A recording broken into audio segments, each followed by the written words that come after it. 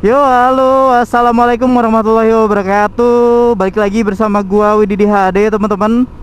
Gimana apa kabar kalian semua? Apakah kalian baik-baik aja? Gua harap kalian baik-baik aja, biar selalu bisa nontonin channel gua dan dalam keadaan sehat walafiat tentunya. Gitu. Jadi pada video kali ini gua bakal bahas Yamaha NMAX Alt lagi. Dan pada video kali ini gua bakal bahas 5 kelebihan yang ada di Yamaha NMAX Alt. Jadi buat teman-teman, semoga ini bisa jadi referensi ataupun informasi tambahan buat kalian yang lagi mikir pengen beli ataupun minang Yamaha NMAX Alt ini. I'm begging you, so put your loving in us, baby. Wadidi, wahade, wadidi, wadidi, hade. Jangan lupa like dan subscribe. Yang pertama, kelebihan yang paling gua suka ada di remnya. Remnya ini double disc ya, depan belakang pakai disc brake atau rem cakram kalau nggak tahu disc brake. Yang mana itu pakem banget dan itu menjadi udah mah pakem, kampas remnya murah, jadi perawatannya juga murah, teman-teman. Saran gua pribadi, ketika kalian pakai Yamaha NMAX ini, karena remnya itu disc brake depan belakang, otomatis ada minyak rem. Per 1 tahun itu dikuras. Biar tujuannya apa? Dikuras per 1 tahun atau per 2 tahun. Itu biar kalian tahu kinerja rem kalian. Kalau ketika dikuras, biasanya kan dibongkar sama bengkel. Nanti dicek juga master kitnya, apakah masih bagus apa enggak, pengeremannya masih pakem apa enggak, kinerja pengeremannya gimana.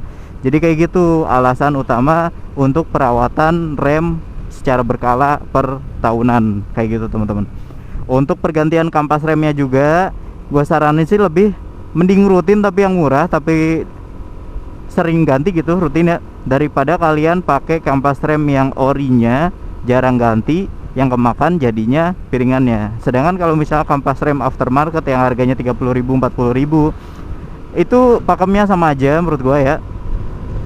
Dan juga yang habis sih kampasnya, bukan piringannya teman-teman.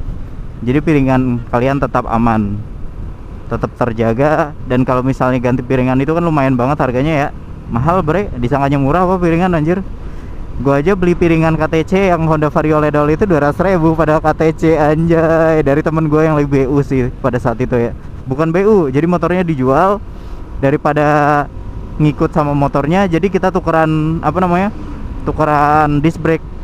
Jadi yang disc brake ori gua dikesanain, gua beli tuker tambah seharga 200.000, kayak gitulah kira-kira gitu teman-teman.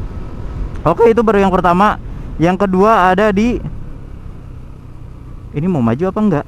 Aduh, om cepatlah. Jadi untuk kelebihan yang kedua ada di bagian kakinya, ini dek bagian sininya. Kenapa bang itu jadi kelebihan? Karena kalau misalnya kalian lagi touring, kalian lagi gini terus ya, bayangin aja kalian touring pakai Honda Vario, pegel kakinya gara-gara ngelipet mulu. Kalau di Yamaha NMAX ini tinggal kedepanin. Sedangkan kalau pakai Vario ya itu harus diturunin ke bawah kakinya, baru dinaikin lagi. Kalau pakai Yamaha NMAX ini kayak ya udah kayak gini aja gitu kan. Udah kayak gini, kalau misalnya udah udah nggak pegel lagi, tinggal kita balikin ke posisi semula teman-teman gitu.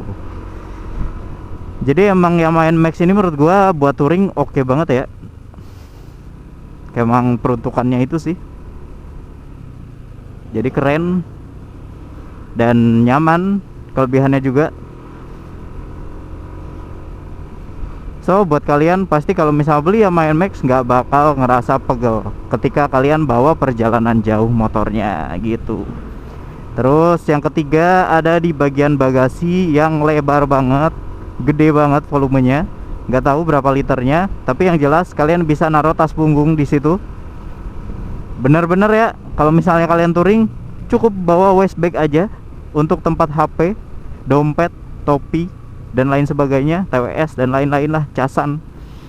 Jadi barang bawaan utama kalian kayak baju, alat mandi, sepatu, dan lain sebagainya, mungkin alat-alat kamera ataupun apalah buat foto ya kan, itu bisa kalian taruh di bagasinya Yamaha NMAX. Jadi enak ya, touring gak bawa apa-apa di tas, gak ada buntelan. Walaupun pakai buntelan itu cakep banget ya. Ya itu bebas sih, kalau misalnya emang kurang di bagasi kan kalian bisa bawa buntelan gitu. Itu yang ketiga ya. Dan untuk yang keempat, kelebihannya ada di ukuran velgnya, lebarnya, terus ukuran bannya. Walaupun ringnya kecil tapi bannya lebar, itu menjadi suatu kelebihan yang mana ketika bawa motor ini kita ke jalan gelombang kayak gini juga nggak kerasa geradakan, nggak kerasa jeduk-jeduk, nggak kerasa nggak nyaman. Jadi kayak mulus-mulus aja. Ketika kalian ngelewatin jalan berlubang juga, apalagi kayak lubang-lubang kecil ya, yang gede, yang nggak gede-gede amat ya. Kalau gede mah dihindari anjir, masa kita tabrak terobos gitu kan, rusak velg dong. Jadi dihindari kalau lubang gede. Tapi kalau misal lubang-lubang kecil dengan velg yang seukuran ini dan juga lebar juga, tapak lebar untuk velgnya, itu bikin nyaman teman-teman. Bikin gak kerasa ketika kalian ngelewatin gundukan ataupun jalanan berlubang dan tambalan seperti itu kira-kira.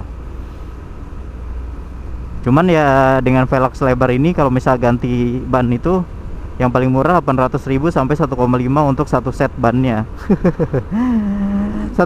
Tapi gua saranin sih kalau misal kalian mau ganti ban, mending sih yang 1,3 1,5 aja yang awet, yaitu ada di Pirelli Diablo Rosso Sport. Jadi kayak gitu ya. Karena untuk ban yang harganya 800 ribuan itu biasa di 1 sampai 2 tahun, sedangkan untuk Pirelli biasa di 2 sampai 3 tahun. Itu pemakaian gua waktu itu dengan touring, terus kebut-kebutan, riding setiap hari kayak gitu ya. Bukan cuman lu mah awet karena jarang dipakai bang. Enggak, boro-boro gua speedometer aja kagak awet kalau misalnya motor di tangan gua ya. Itu kayak R25 dari 23.000 jadi 60.000 anjir. Jadi kayak gitulah.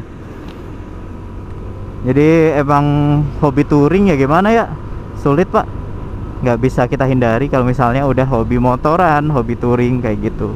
Jadi dengan hobi touring itu ya kalian harus beli NMAX teman-teman. Gue kayak udah sales NMAX anjir. Karena emang NMAX ini senyaman itu untuk dipakai jalan jauh. Tapi kalau untuk jalan deket-deket aja, kalian suka performa dan lebih sporty, gue saranin sih ke Vario Late All ataupun Vario lainnya lah, karena itu lebih oke. Wow, si Eneng bersin Jadi kayak gitu teman-teman. Terus yang kelima dan terakhir itu ada di speedometernya kelebihannya. Karena apa? Di speedometernya ini gak terlalu banyak fitur, tapi itu adalah fitur yang kita butuhin. Cuman ada kurang satu sih, voltmeter belum ada ya. Tapi yang jelas di speedometernya ada jam, ada odo, ada trip, ada average konsumsi BBM, ada apa lagi coba, ada oil trip yang mana bisa kita pantau pergantian oli, dan juga ada fan belt trip yang mana itu berguna banget untuk para user Matic buat mantau fan belt kalian udah berapa kilometer. Jadi kayak gitu ya.